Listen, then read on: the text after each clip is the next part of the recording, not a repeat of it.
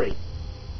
To tune up, the strings are tuned to G, D, A and E.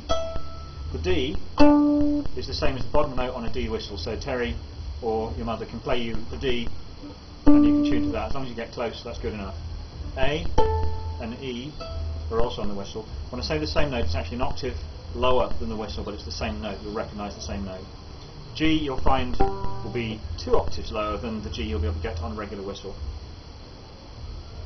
Most of the tuning is actually done with the fine tuners, but when you're first tuning up, you're going to need to use the pegs.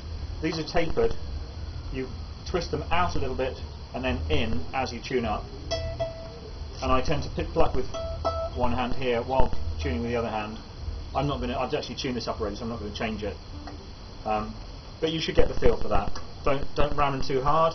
If they're slipping, then you haven't pushed them in hard enough. But you have a kind of slight corkscrew motion like that when you're tuning. These are much easier, just tune in and out.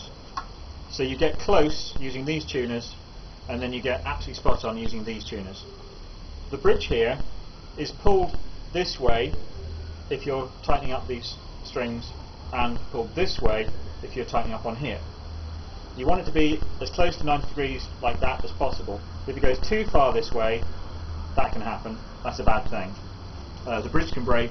At the very least, you may scratch the fiddle, which isn't going to make much difference really to the sound, but it will make the looks slightly less attractive.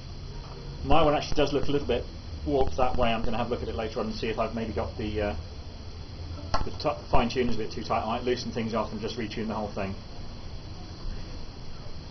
Bad loop for tuning.